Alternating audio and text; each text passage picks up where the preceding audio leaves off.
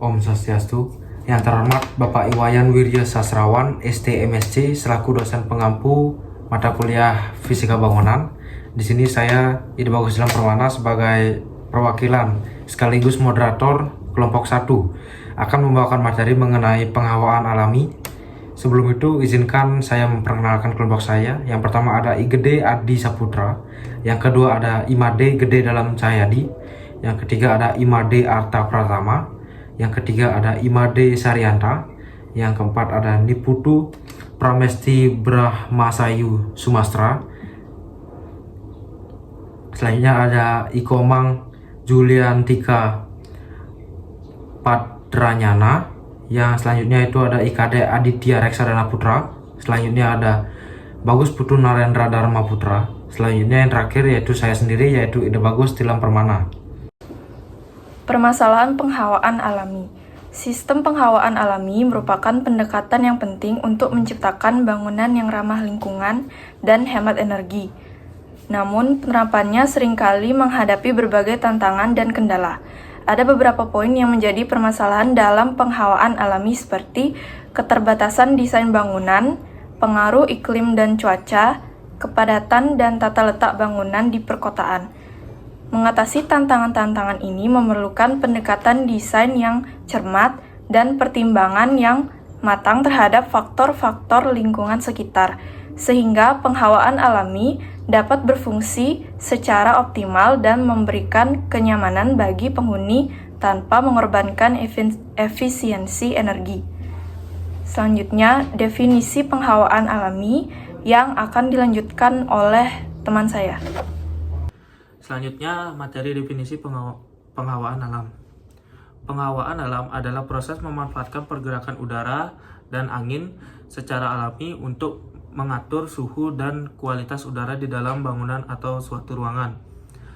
Definisi penghawaan alami ini bisa dibagi menjadi dua, yaitu ventilasi alami dan pencahayaan alami.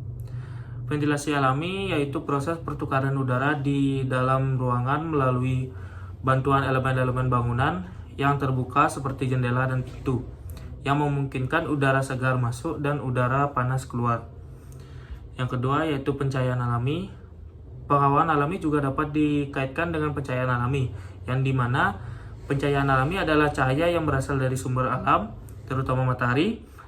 Cahaya matahari ini masuk ke dalam ruangan melalui berbagai bukaan seperti jendela, pintu, atau skylight, sehingga memberikan penerangan alami pada suatu ruangan. Om Swastiastu. Perkenalkan, nama saya Imade Dalam Putra. Di sini saya akan menjelaskan teknik sistem ventilasi. Ada berbagai teknik ventilasi alami yang dapat diterapkan dalam desain bangunan, masing-masing dengan prinsip kerja yang berbeda.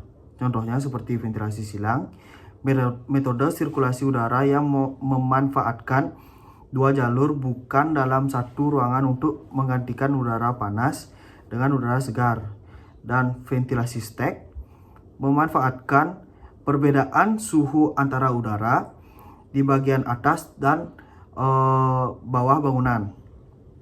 Dan yang terakhir, ventilasi termal memanfaatkan sifat termal material bangunan untuk mengatur aliran udara. Selanjutnya akan dijelaskan oleh teman saya. Terima kasih. Om Swastiastu, saya Imade Saryanta di sini akan menjelaskan tujuan ventilasi atau penghawaan alami. Tujuan utama penghawaan alami adalah menciptakan lingkungan interior yang nyaman, sehat, dan berkelanjutan. Yang pertama yaitu ada meningkatkan kualitas udara. Ventilasi alami membantu mengeluarkan udara kotor seperti asap, bau, gas yang berbahaya yang berada di dalam ruangan. Yang kedua ada suhu. Ventilasi alami membantu mendinginkan ruangan dengan mengalirkan udara yang segar yang lebih dingin dari luar. Dan yang ketiga, ada meningkatkan kenyamanan. Ventilasi dapat membantu meningkatkan sirkulasi udara di dalam ruangan yang akan membantu ruangan terasa lebih segar dan nyaman. Yang keempat ada menghemat energi. Ventilasi alami dapat mengurangi kebutuhan sistem pendingin ruangan sehingga dapat menghemat energi dan biaya. Selanjutnya akan dijelaskan oleh teman saya. Om Swastiastu, perkenalkan nama saya Imadiarta Pratama. Di sini saya akan menjelaskan parameter pergerakan udara. Memahami parameter pergerakan udara sangat penting dalam mendesain sistem ventilasi yang efektif. Yang pertama ada kecepatan angin. Kecepatan angin menentukan seberapa cepat udara bergerak. Kecepatan angin yang optimal penting untuk mengalirkan udara secara efektif dalam ruangan. Yang kedua ada arah angin. Arah angin menentukan dari mana angin datang. Pengaturan bukaan jendela dan ventilasi biasanya disesuaikan dengan arah angin untuk memaksimalkan aliran udara. Dan yang terakhir ada turbulensi angin. Turbulensi angin menggambarkan tingkat ketidakstabilitas dan fluktuasi dalam aliran angin. Turbulensi dapat mempengaruhi kenyamanan termal. Selanjutnya akan dijelaskan oleh teman saya. Om Swastiastu, saya Bagus Narendra akan menjelaskan sifat dan pola pergerakan. Udara memiliki sifat dinamis dan bergerak berdasarkan perbedaan tekanan dan suhu. Di antaranya, nomor 1, ada aliran udara. Udara bergerak dari area bertekanan tinggi ke area bertekanan rendah. Dalam bidang kenyamanan ruangan, kecepatan angin yang nyaman berkisar antara 0,1 meter per detik sampai dengan 0,5 meter per detik. Dan nomor 2, perbedaan suhu. Udara panas cenderung naik, sedangkan udara dingin cenderung turun. Suhu dapat berubah karena faktor seperti intensitas sinar matahari, polusi udara, curah hujan, dan kelembaban. Dan nomor 3, ada efek Coriolis. Rotasi bumi mempengaruhi pergerakan arah angin, terutama pada skala global. Materi selanjutnya akan dijelaskan oleh teman saya. Om Swastiastu, saya Eko Manjulantika Pratnyana. Di sini saya akan menjelaskan tentang faktor desain terkait pergerakan udara. Desain bangunan memiliki peran penting dalam mengatur pergerakan udara dan efektivitas ventilasi alami. Bukaan jendela merupakan faktor penting dalam aliran udara di dalam bangunan. Sudut pengarah bukaan jendela dapat berbeda-beda tergantung tipe bukaan. Peletakan bukaan udara. Peletakan bukaan udara yang berada di sisi berlawanan dengan elevasi berbeda akan menciptakan pola aliran udara yang bergerak dari inlet ke outlet. Yang pertama ada posisi dan ukuran jendela. Posisi jendela yang strategis dapat memaksimalkan aliran udara dan pencahayaan alami. Yang kedua ada vegetasi. Pohon dan tanaman dapat membantu mengarahkan angin dan mengurangi efek panas matahari. Yang ketiga ada orientasi bangunan. Orientasi bangunan yang tepat dapat meminimalkan paparan sinar matahari langsung dan meningkatkan ventilasi silang. Yang keempat ada desain atap. Atap berventilasi dapat membantu mengeluarkan udara panas dan meningkatkan efisiensi ventilasi. Untuk presentasi selanjutnya akan dijelaskan oleh teman saya. Om Swastiastu, saya Bagus Permana akan menjelaskan materi mengenai luar ruangan dan dalam ruangan. Yang pertama, luar ruangan, yaitu desain luar ruangan yang baik dapat meningkatkan pergerakan udara dan menciptakan lingkungan yang nyaman. Yang pertama itu ada tanaman yang dapat berfungsi sebagai penghalang angin dan peneduh. Yang kedua ada bukaan pada pagar dan dinding dapat membantu sirkulasi udara yang akan masuk ke dalam ruangan. Yang ketiga ada bentuk bangunan, yaitu bentuk bangunan yang aerodinamis dapat mengurangi gesekan pada angin. Selanjutnya yaitu ada materi dalam ruangan, yaitu elemen desain interior yang dapat mempengaruhi pergerakan udara dan kualitas udara dalam ruangan. Yang pertama ada material bangunan yang ramah lingkungan dan dapat menyerap panas. Yang kedua ada warna, yaitu warna cerah yang dapat memantulkan cahaya dan mengurangi panas. Yang ketiga ada pencahayaan, yaitu pencahayaan alami yang dapat mengurangi kebutuhan pencahayaan buatan. Selanjutnya studi kasus.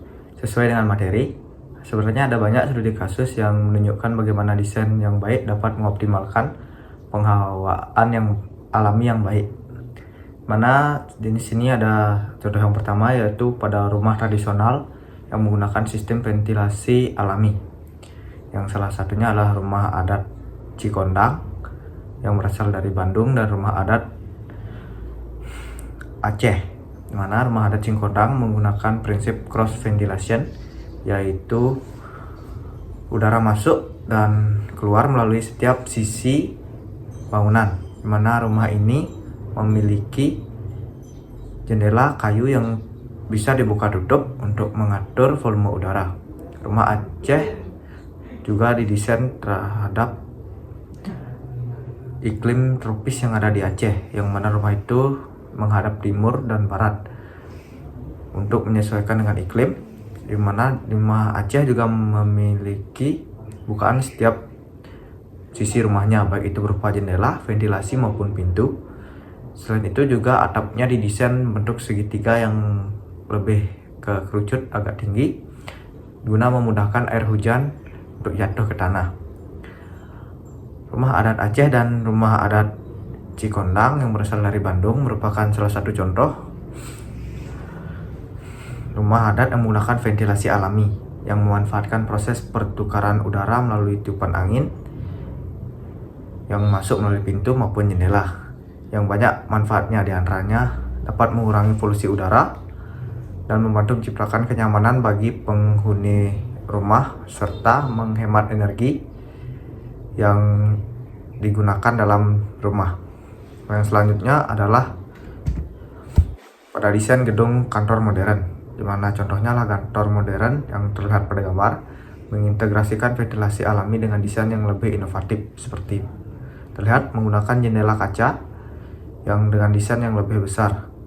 Dengan memaksimalkan penggunaan sinar matahari serta ventilasi alami, gedung kantor dapat mengurangi ketergantungan pada sistem pencahayaan dan pendingin buatan, serta dan penambahan ruang hijau seperti tanaman di atap maupun di balkon yang dapat membuat suasana yang lebih nyaman bagi karyawan.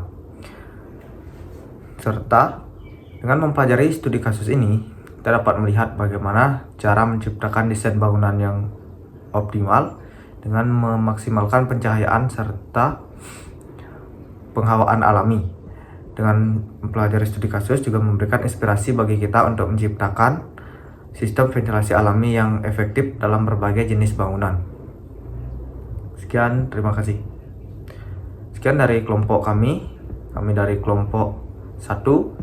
Mohon maaf apabila ada salah kata. Kami tutup dengan promo Santi. Om Santi Santi Santi Om.